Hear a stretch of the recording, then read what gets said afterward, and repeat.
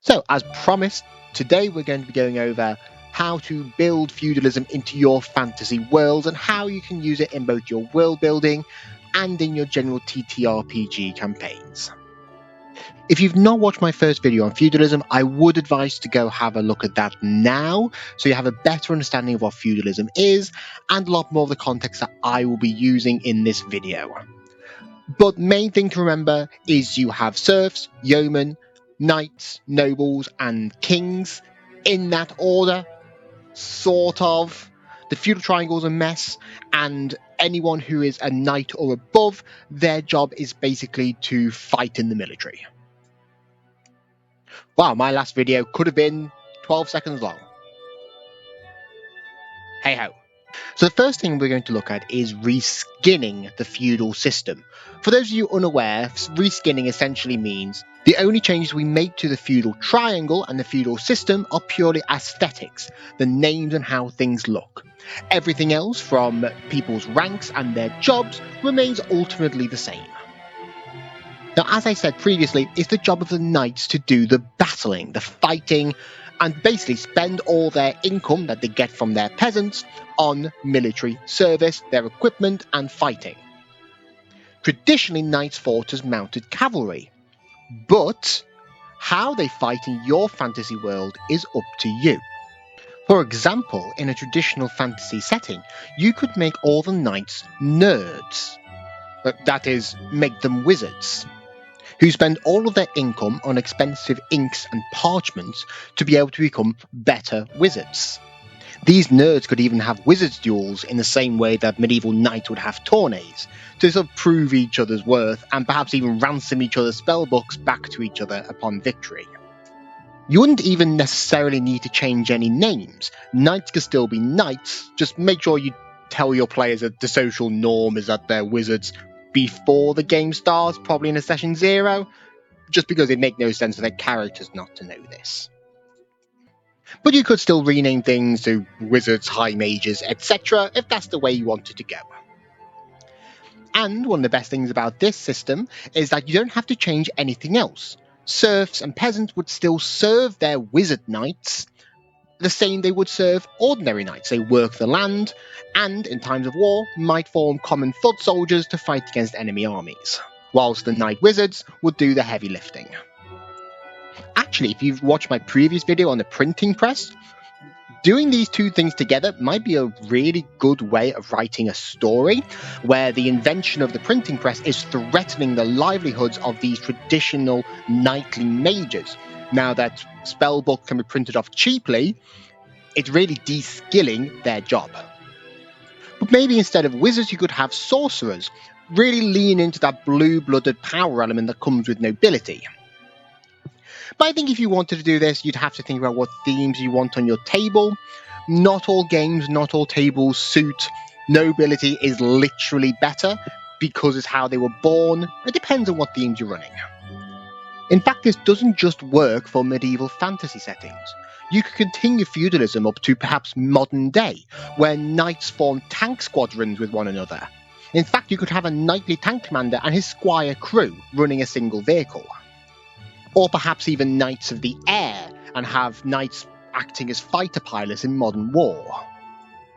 You could have sci-fi settings with knightly mechs, where the peasants are tied to their owners' factories, working in very poor conditions and being forced to work in that factory for very little pay and very little safety.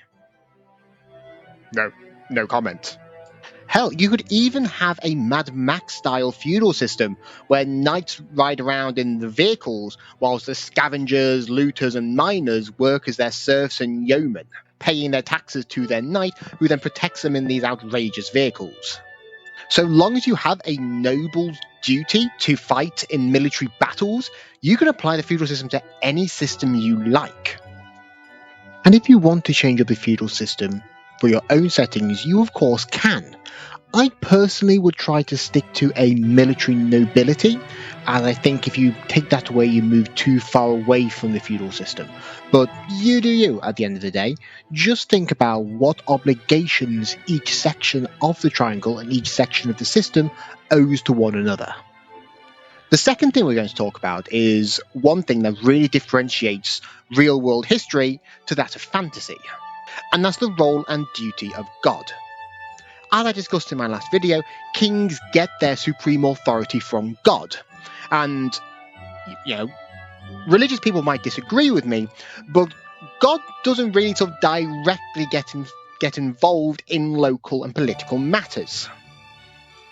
Not only are gods tangible in D&D and other fantasy settings, they commonly meddle in mortal affairs.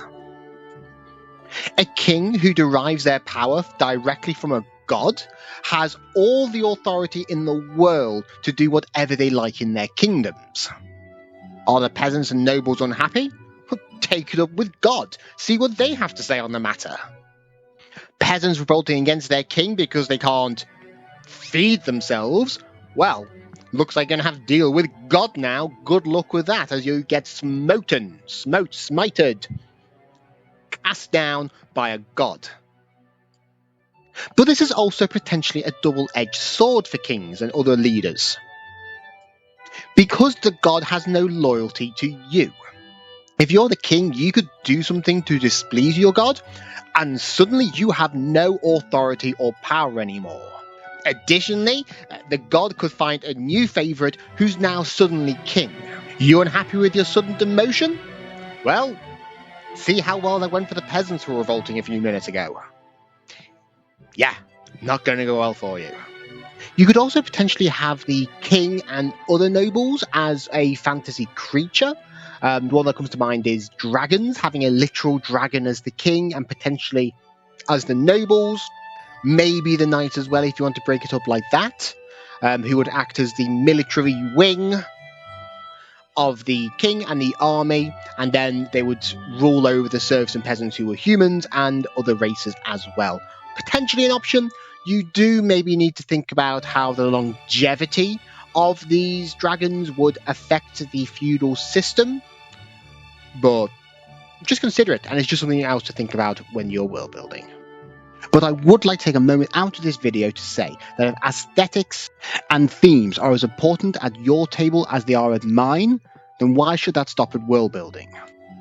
Whether you're a halfling looking for your perfect set, a dragon wanting to add to your horde, or a goblin grabbing any math rocks you can, Only Crits has you covered. Whether you're looking for resin, metal, or even gemstone dice, Only Crits has a massive range of genuinely amazing dice for you to look through. I personally have this Seaweed Tangle Stone dice set, which absolutely sets the tone for my table.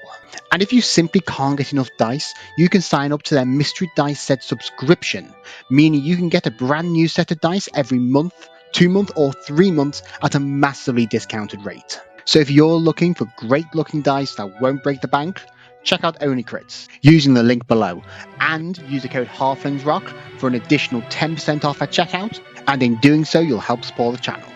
So anyway, back to the video. So we looked at some ideas for world building, but now let's see how this will actually impact your players. How can feudalism and the feudal system help you in your TTRPG games and your players?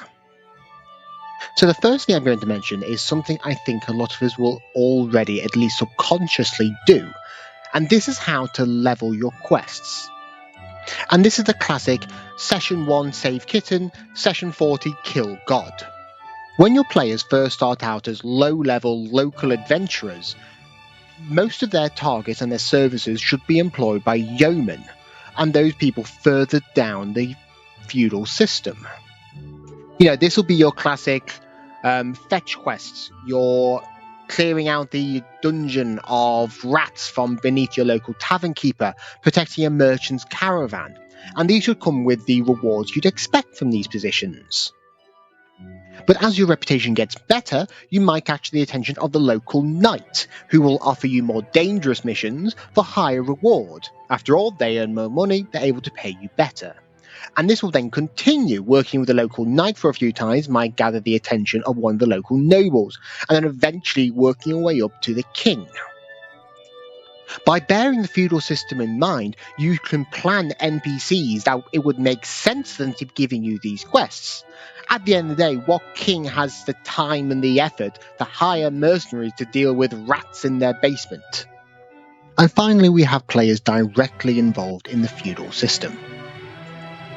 If your players have a good idea of what the feudal system is and what it looks like, then they can build a character around it. Perhaps they're a man-at-arms who owes allegiance to their knight, or maybe they're a knight who owes allegiance to a noble. You can work with your players to put this into the story and build really good themes around it. And if they don't know what feudalism is, well, I've just got a great video that I can recommend for you. You can easily throw around some great themes and work with your players. Being a knight, perhaps working with the local party on behalf of a noble, might be a great way to introduce a new NPC or PC. Perhaps one of your players even works for a corrupt nobleman on behalf of the big bad evil guy, forcing a player to choose between right and wrong or their moral obligations to the system and the oaths that they took. And then let's think about how we can get our players involved in the feudal system itself. After all, it's far from impossible that after accomplishing some great deed, your party is given a manor, some land, and a noble title to fit it. After all, what greater reward for a quest can be given out than being knighted? Your party will get a base of operations, they'll get an economic base that they can tax peasants on, you can embroil them in all the local political intrigue, and you can even go to tourneys and have the full benefits of being a knight. If you are going down this route, I'd probably advise to make one of your players a knight, because otherwise it can get a little bit messy, but, if you're worried that this might make one player feel like more important or that they're doing more than the others, don't worry about it too much. And in return, because they're now part of the feudal system, it means two things. One, they have a duty to protect the peasants and serfs on their land, meaning that if you throw an enemy invasion in the mix, your party will be extra motivated to be able to stand by and protect their land and their people. And because of their feudal obligations to the local noble or king, your party now owes service to the knight or king, meaning if they want to keep their land, they're going to have to do a couple of fetch quests. Look, it's not railroading if it's historically accurate. But, yeah, hopefully this video has provided you with a bit of inspiration for how to use feudalism in your own world building and in your own TTRPGs. I am probably going to do some more videos covering the various points of feudalism and maybe going into more specifics about certain elements of it. I certainly want to talk about knights, so I might do that next, or might talk about weapons more, but either way, if you've enjoyed this video, then do subscribe. But more importantly, if there's anything you've taken away from this, if there's anything you're going to implement in your future games or world building, please let me know.